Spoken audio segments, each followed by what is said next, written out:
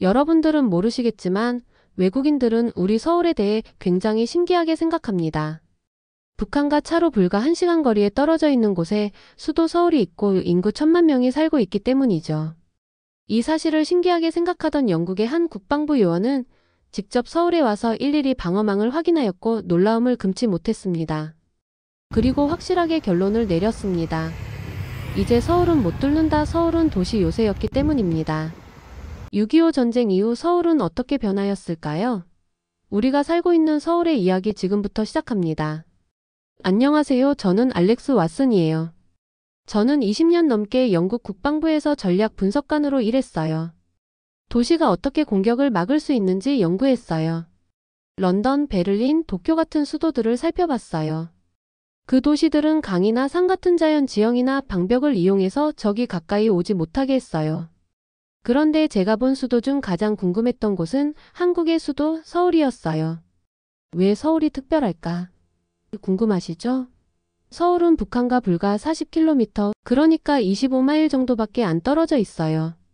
운전으로 30분만 가면 적대적일 수도 있는 다른 나라에 들어가는 셈이에요. 처음에는 이게 틀린 정보라고 생각했어요. 어떻게 수도를 적 근처에 둔단 말인가 말 같지 않았어요.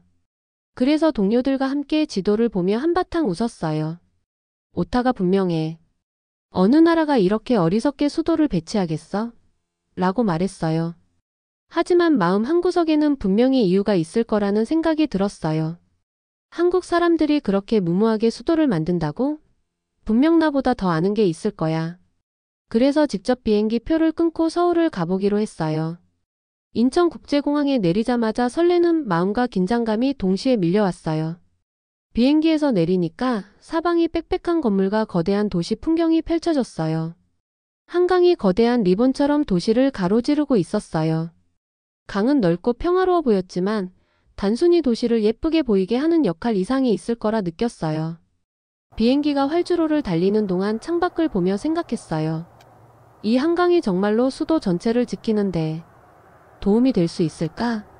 아직 답을 찾지 못했지만 꼭 알아내야겠다는 마음이 들었어요. 공항에서 서울 시내까지 택시로 1시간 정도 걸렸어요. 그 시간 동안 도시의 활기찬 모습을 보게 됐어요.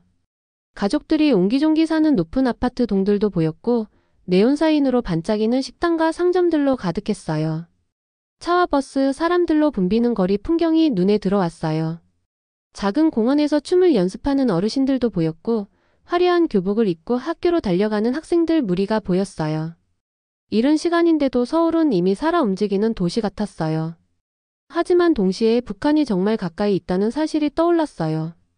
고층 빌딩을 바라보며 갑자기 무슨 일이 벌어지면 사람들이 어떻게 안전하게 지낼 수 있을지 상상해봤어요. 택시가 한강 위 다리를 달리며 저는 혼잣말했어요. 하룻밤 사이에 무슨 일이 생기면 이 사람들은 어떻게 다 무사할 수 있지? 서울 중심가에 있는 호텔에 도착하니 조금 압도당하는 기분이었어요. 서울은 현대적인 대도시처럼 보였고 호텔 로비는 밝고 깨끗했어요. 체크인을 하고 짐을 가지고 방으로 올라갔어요. 창문 커튼을 열고 도시의 야경을 바라봤는데 빌딩들이 밤에 반짝이는 조명으로 빛나고 있고 한강이 그 불빛을 그대로 비추고 있었어요. 정말 아름다운 광경이었어요. 그날 저녁 저는 서울 지도가 인쇄된 종이를 꺼냈어요. 지도를 펼쳐보니 한강이 북동쪽에서 남서쪽으로 길게 흐르면서 도시를 두 부분으로 나누고 있더라고요. 한쪽에는 강남 지역이, 다른 쪽에는 종로 같은 곳이 있었어요. 이 강이 자연 방어선 역할을 하는 걸까? 저기 여기 건너려면 다리를 써야 할 텐데. 라는 생각이 들었어요. 하지만 강 하나만으로 현대전에서는 탱크나 전투기가 못 들어오도록 막기에는 부족하다는 걸 알았어요. 책상 위에 지도를 펼쳐놓고 램프 불빛 아래에서 가만히 지도를 바라봤어요. 내일은 무엇을 해야 하나 고민했어요. 내일은 지하철을 탐험해봐야지. 라고 생각했어요. 서울 지하철이 거대한 요새처럼 도시 지하에 있다고 들었어요. 정말 놀라운 일 같았어요. 잠깐 눈을 감고 상상했어요. 길이가 1000km가 넘는 터널이 지하에 있다면 무슨 일이 생겼을 때 사람들이 지하로 내려가 안전할 수 있겠다. 하지만 동시에 걱정도 됐어요. 정말 그 지하시설이 수백만 명을 지켜줄 수 있을까? 잠이 들면서도 창밖의 도시 불빛이 계속 눈앞에 맴돌았어요. 서울은 겉으로 평화로워 보였어요. 가끔 들려오는 경적 소리나 멀리서 들려오는 사람들의 이야기, 그리고 도시의 윙윙거리는 소리가 들려왔어요. 고요해 보였지만 그 안에는 숨겨진 힘과 비밀이 있을 거라는 생각이 들었어요. 몇 시간 뒤면 탐험을 시작해야지. 라고 혼잣말을 하며 잠에 빠져들었어요. 기대와 불안이 함께했어요. 내일은 서울 한복판 한국의 비밀을 찾아 들어가기로 했어요. 북한과 가까운 이 도시가 어떻게 그렇게 당당하게 서 있을 수 있는지 알기 위해서요. 다음날 아침 해 뜨기 전에 눈을 떴어요. 아직 하늘이 깜깜했지만 저는 서울의 유명한 지하철을 탐험하고 싶어서 설레는 마음이었어요. 한국 수도의 분주한 거리 아래에 거대한 터널 네트워크가 숨겨져 있어서 마치 보이지 않는 요새처럼 사용될 수 있다는 이야기를 들었거든요. 과연 이 지하 세계가 얼마나 안전할까? 북한이 공격한다면 정말 수천, 수백만 명을 지켜줄 수 있을까? 하는 생각이 머릿속을 맴돌았어요. 호텔에서 간단히 아침을 먹었어요. 따뜻한 밥 한 그릇에 김치 몇 조각, 그리고 따끈한 커피 한 잔을 마시고 저는 걸어서 가장 가까운 지하철역으로 향했어요. 공기는 서늘했고 출근하는 사람들은 두꺼운 옷을 걸치고 잠잠하게도 집중한 표정으로 걸어가고 있었어요. 이미 한국의 아침 풍경이 움직이기 시작했어요. 들뜬 마음과 약간의 긴장감이 함께했어요. 결국 저는 곧 도심 아래에 있는 벙커 같은 세계로 사라질 참이었으니까요. 역 입구 앞에 도착하니 길게 이어진 에스컬레이터가 지하 깊숙이 내려가고 있었어요. 에스컬레이터 주변에 뚫린 격자로 보니 회색의 두꺼운 콘크리트 벽이 어둠 속으로 사라지듯 이어져 있었어요. 제가 에스컬레이터에 올라서자 발밑에서 미묘한 진동이 느껴졌어요. 주변 벽은 매끄럽고 회색이었고 두께가 상당히 보였어요. 희미한 조명이 바닥을 향해 나를 안내했고 내려갈수록 공기가 점점 시원해졌어요. 마치 영화 속 비밀 터널로 들어가는 기분이었는데 이게 바로 서울, 한국의 진짜 모습이었어요. 에스컬레이터를 갈아탔더니 넓은 동굴 같은 공간이 나타났어요. 제가 방금 도착한 곳은 바로 지하철역의 메인 플랫폼이었어요. 거대한 콘크리트 기둥들이 천장을 든든히 떠받치고 있어서 폭탄이 떨어져도 비켜갈 수 있을 만큼 안전해 보였어요. 역은 깨끗하고 조용했어요. 이른 시간이었는데도 몇몇 사람들은 벤치에 앉아서 신문을 읽거나 핸드폰을 보고 있었어요. 이곳이 단순한 지하철역이 아니라 대피소처럼 지어진 곳이라는 사실을 깨달았어요. 영무원 복장을 한 중년 남자에게 다가갔어요. 단정한 네이비색 재킷에 지하철 로고가 선명해 보였어요. 저는 간단한 영어로 실례합니다. 이 역은 얼마나 깊어요? 비상시에 쓰는 곳인가요? 라고 물었어요. 그는 미소 지으며 고개를 끄덕이고 분명한 한국어로 대답했어요. 네, 이 역은 지표면에서 약 20m 정도 내려져 있어요. 한국에서는 방공호라고 부르는데 공습 같은 비상 상황 때 시민들이 와서 안전하게 지낼 수 있도록 지은 거예요. 대통령실이 북한과 가까워서 이렇게 깊이 짓게 되었어요. 그 말을 듣자 제 가슴이 두근거렸어요. 지하 20m라니. 이 터널들은 다른 도시보다 훨씬 더 깊었어요. 적은 한강을 건너고 복잡한 도로를 통과해야 할 뿐만 아니라 수백만 명이 지하에 안전하게 숨어있는 도시와 맞서야 한다는 걸 깨달았어요. 제가 감사합니다 라고 인사를 한 뒤 반짝이는 2호선을 타러 올라갔어요. 2호선은 서울을 한 바퀴 도는 순환선이었어요. 문이 닫히자마자 살짝 흔들리면서 조명이 환하게 바뀌었어요. 내부는 깔끔하고 현대적으로 보였어요. 벽에는 9개 노선이 각기 다른 색으로 표시된 지도가 붙어 있었어요. 응급대피소라고 적힌 표지판이 계단과 출구 방향을 가리키고 있었어요. 또 지진이나 공습 예방법을 보여주는 도표도 눈에 띄었어요. 열차가 움직이자 터널벽이 두꺼운 철제빔과 보강된 콘크리트로 둘러싸여 있는 것이 창문 너머로 보였어요. 선명한 노란색 표시가 중요한 밸브와 비상구를 안내하고 있었어요. 벽 일부는 펠트 같은 재질로 덮여 있었는데 이게 소음을 줄이고 비상 상황에서 안내방송을 잘 들리게 해주는 역할이었어요.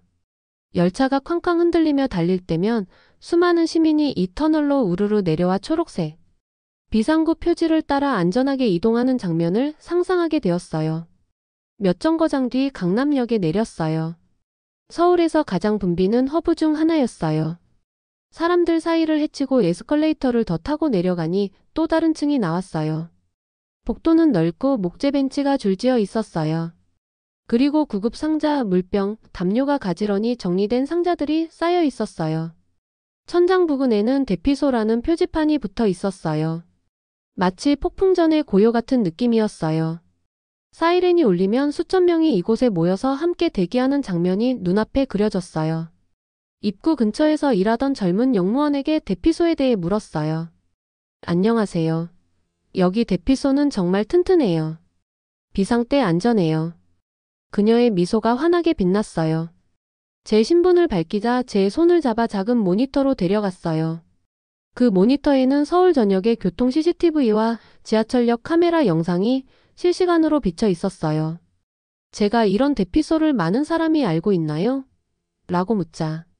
그녀는 네, 어렸을 때부터 학교에서도 집에서도 TV에서도 배워요. 매년 훈련도 해요라고 답했어요. 한국 사람들이 비상 상황에 대비해 얼마나 깊이 준비되어 있는지 새삼 느껴졌어요. 어린아이들조차 지하철역이 대피소 역할을 한다는 걸 배우고 어떻게 거기로 가야 하는지 알고 있었어요. 오전 내내 다른 노선들도 둘러봤어요. 새로 지은 역은 매끄러운 유리벽과 디지털 지도 화면을 자랑했고, 오래된 역에는 의무실이라고 적힌 작은 방이 있었어요. 그 안엔 들것과 제세동기가 놓여 있었어요. 위급 상황에서는 열차가 멈추니 역무원 지시에 따라 대피소로 이동하라는 경고문도 있었어요. 사람을 A 지점에서 B 지점으로 이동시키는 것뿐만 아니라 생명을 지키는 것이 목적이라는 점이 놀라웠어요. 다시 지상으로 올라올 때는 에스컬레이터에 몸을 맡겼어요. 눈부신 햇빛이 머릿속을 비추니 눈이 부셨어요. 지하 세계와 위의 도시는 극명하게 대비되었어요. 위에는 차량들이 지나가고 상점들이 문을 열고 있었어요. 학교 가는 아이들은 교복을 단정히 입고 있었어요. 한강은 가까이에서 반짝이고 있었어요. 모두 평화롭고 정상인 것 같았어요. 그런데 제가 방금 본 것들은 완전히 다른 세계였어요. 다시 거리에 서니 서울이 좀 더 강하게 버틸 것 같다는 자신감이 들었어요. 지하 터널이 인상적이지만 도시 방어의 전부는 아니야. 진짜 힘은 모든 한국인이 어디에 가야 하고 무엇을 해야 하는지 알고 있다는 것이라는 생각이 들었어요. 이런 새로운 이해를 마음에 담고 저는 다음 목적지를 향해 발걸음을 옮겼어요. 대한민국 사람들이 어떻게 힘을 합쳐 수도를 지키는지 더 알아보려고요. 다음 날 아침 저는 새로운 다짐으로 눈을 떴어요. 지금까지 서울 지하 세계를 탐험하면서 지하철이 비밀 대피소처럼 쓰일 수 있다는 걸 확인했어요. 그런데 여전히 지상에 있는 도시는 어떻게 지킬 수 있을지 걱정이 되었어요. 이렇게 높은 건물들이 가득하고 골목이 좁은 곳에서 어떻게 수백만 명을 보호할 수 있을까 궁금했어요. 그래서 사람들 삶의 터전인 서울 지상으로 나가야 했어요. 아침을 먹고 호텔을 나와서 저는 서울에서 가장 번화한 곳 중 하나인 강남대로 쪽으로 걸었어요. 날씨가 맑고 햇살이 눈부셨어요. 고층의 유리벽 건물들이 햇빛을 받아 반짝였어요. 그 아래 인도에는 백팩을 맨 사람, 쇼핑백을 든 사람, 커피를 들고 걷는 사람이 가득했어요. 길거리에서는 어묵꼬치와 뜨끈한 떡볶이를 파는 포장마차도 있었어요. 기름이 지글지글 튀는 냄새와 달콤한 양념 냄새가 코끝을 간지렸어요. 설레기도 했지만 한편으로는 불안감이 밀려왔어요. 갑자기 공격이 일어나면 이 골목들은 미로가 되어 사람들을 갇히게 하는 게 아닌가? 라는 생각이 떠올랐어요. 높은 빌딩으로 올라가 엘리베이터를 타고 전망대에 도착했어요. 문이 열리자마자 숨이 탁 막혔어요. 사방으로 건물과 도로, 공원이 끝없이 펼쳐지고 멀리엔 푸른 언덕이 서울을 둘러싸고 있었어요. 한강이 넓게 허리를 감싸고 있어서 마치 푸른 리본 같았어요. 아래를 내려다보니 자동차는 장난감처럼 작았고 사람들은 개미처럼 바쁘게 움직이고 있었어요. 짜릿했지만 한편으로는 불안했어요. 만약 비상시에 이렇게 많은 사람이 어떻게 빠져나갈 수 있을까? 라는 생각이 들었어요. 오전에 저는 특별히 서울시청과 약속이 잡혀 있었어요. 시청 건물 자체도 현대적으로 보였어요. 하얀 벽과 커다란 창문이 청계천 쪽을 바라보고 있었어요. 저는 안으로 들어가면서 긴장감이 느껴졌어요. 여기서 중요한 질문을 하러 온 거니까요. 시청 입구에서 만난 이성호 과장님은 차분하고 공손한 미소를 지으며 저를 맞아주었어요. 서울시청에 오신 걸 환영해요 라고 영어로 인사해 주셨어요. 수도 방어 체계에 관한 궁금증이 있다고 들었어요. 저를 따라오세요. 과장님을 따라서 긴 복도를 걸었어요. 과장님은 서울이 어떻게 땅을 채우며 한강을 따라 발전했는지 설명해 주었어요. 걸어가면서 재난대책본부라고 적힌 작은 표지판이 보였어요. 심장이 쿵쾅거리더라고요. 안에 무슨 일이 기다리고 있는지 모르겠지만 배울 준비가 되어 있다는 마음이었어요. 안전문을 열고 계단을 내려가자 커다란 방이 나왔어요. 그 방에는 서울 전역의 고속도로, 다리, 수십 개 지하철역, 그리고 아파트 사이 작은 도로까지 실시간으로 볼 수 있는 화면들이 가득했어요. 이곳이 종합상황실이에요. 과장님이 설명해 주었어요. 매일 홍수, 화재, 교통체증 등을 감시해요. 심각한 사고가 발생하면 경찰이나 소방, 군에 바로 알릴 수 있어요. 한쪽 화면에는 한강이 보였어요. 떠있는 부표와 수중 게이트가 물길을 조절하고 있었어요. 엔지니어가 제어판의 버튼을 누르자 어두운 회색의 게이트가 천천히 올라오면서 물 흐름을 바꾸는 걸 볼 수 있었어요. 이것이 한강방어 시스템 중 하나예요. 과장님이 말씀해 주었어요. 비상시에는 적군이 강을 건너기 어렵게 만들 수 있어요. 다른 제어 버튼에는 교량 통제라고 적혀 있었어요. 또 다른 화면에서는 다리 위 불빛이 빨간색으로 깜빡였고 금속 차단기가 내려오며 도로를 막았어요. 핵심 다리의 통행을 몇 분 안에 차단할 수 있어요. 과장님이 이야기해 주었어요. 필요하면 적군이 한강을 빠르게 건너지 못하도록 할 수 있어요. 그 다음에는 또 다른 무거운 문을 통해 더 넓은 방으로 안내해 주었어요. 그 안에는 지하 벙커가 있었어요. 두꺼운 콘크리트 벽과 낮지만 충분히 밝은 조명이 있었어요. 벽에는 금속 선반이 놓여 있고 상자에는 식량, 물, 의료용품이라고 적혀 있었어요. 접이식 침대가 한쪽 구석에 쌓여 있었어요. 과장님이 이 벙커는 수천 명이 몇 주 동안 머물 수 있어요 라고 말씀해 주었어요. 서울 곳곳에 이런 벙커를 많이 지어두었어요. 큰일이 나면 가족들을 이곳으로 옮겨요. 공기는 정화되고 전력은 예비 발전기가 있어요. 저는 차갑고 매끈한 벽을 손가락으로 쓰다듬으며 이렇게 많은 시설이 도시 밑에 숨어 있었다니 전혀 몰랐어요 생각했어요. 과장님은 미소를 지으며 시민을 지키기 위해 최선을 다하지만 모두가 어디로 가야 하고 누구에게 연락해야 하며 어떻게 침착해야 하는지 알아야 해요라고 말씀해 주었어요. 콘크리트 천장과 깜빡이는 형광등 아래를 둘러보니 마치 다른 세계, 비밀 요새 안에 있는 것 같았어요. 벙커를 나와 밝은 햇빛 아래로 돌아오니까 경외감과 존경심이 동시에 밀려왔어요. 지상에서 보면 서울은 분주한 현대 도시처럼 보였어요. 카페와 부티크가 있고 사람들이 인도에서 이야기하며 걷고 있었어요. 하지만 그 밑에는 숨겨진 방어시설이 가득했어요. 비밀실, 한강게이트, 제어실이 네트워크로 연결되어 있었어요. 대한민국 정부가 시민을 보호하기 위해 세심한 준비를 했다는 걸 실감했어요. 시청을 떠나기 전에 과장님께 서울 시민들이 이런 곳을 많이 알고 있나요? 라고 물어봤어요. 과장님이 고개를 끄덕이며 네, 학교에서 아이들이 대피 경로를 배우고 회사에서는 직원들이 어떤 벙커로 가야 할지 알고 있어요. 동네마다 훈련도 해요라고 말씀해 주었어요. 고향과 비교하니 많이 달랐어요. 영국에서는 비슷한 위협이 생겼을 때 어떻게 대처해야 할지 모르는 사람이 많을 거라 생각했어요. 복잡한 거리로 돌아오니 서울이 조금 더 강하게 버틸 것 같다는 자신감이 생겼어요. 높은 건물과 얽힌 골목들이 사람들을 갇힐 수 있다는 우려는 여전했지만 그 아래 숨겨진 삶이 있다는 걸 알게 되었어요. 그 삶이 이 도시를 지키는 힘과 희망을 주는 거였어요. 한국 사람들이 이런 비밀 방어 시설을 지은 것이 자랑스러웠어요. 서울은 이제 위험한 목표물이 아니라 똑똑하고 결연한 사람들이 지킨 요새처럼 느껴졌어요. 저는 다시 해 뜨기 전에 일어났어요. 서울에 사는 평범한 사람들이 비상 상황에 대비해서 어떻게 훈련하는지 보고 싶어서요. 지금까지 저는 도시 아래 숨겨진 터널들과 서울시청 지하의 비밀지휘센터를 살펴봤어요. 그런데 막상 시민들은 가족과 이웃을 지키기 위해 어떻게 배우는지 궁금했어요. 저는 서울 외곽의 넓은 운동장 같은 곳으로 가기 위해 버스를 탔어요. 그곳 한쪽에는 초록색 군복을 입고 배낭과 헬멧을 짊어진 젊은 남자들이 있었어요. 다른 쪽에는 주황색 조끼 입은 어르신들과 아저씨들이 작은 천막 옆에서 무릎을 꿇고 구급함과 식량이라고 적힌 상자를 쌓고 있었어요. 여기가 바로 예비군 훈련장인데 많은 한국 남성들이 매년 의무적으로 참여하는 곳이에요. 이른 시간이었지만 공기는 벌써 따뜻하고 살짝 습한 느낌이었어요. 한국의 여름은 덥다는 걸 상기시켜 주었어요. 저는 예비군 중 한 명인 박민수 씨를 만나 인사했어요. 박민수 씨는 30대 초반으로 주중에는 회계사로 일하는 분이었어요. 그는 한 무리에게 행진하는 법, 격리하는 법, 가상의 무기를 다루는 법을 가르치고 있었어요. 실제 총은 아니지만 동작 하나하나가 매우 정확했어요. 저는 보면서 이 사람들이 평범한 사무직인데 군인처럼 움직이는구나라고 생각했어요. 박민수 씨가 제 어리둥절한 표정을 보고 미소 지으며 말했어요. 한국에서는 모든 건강한 남자가 첫 군 복무를 마치고 난 뒤 8년 동안 예비군에서 활동해야 해요. 우리는 나라를 안전하게 지키기 위해 훈련을 받아요.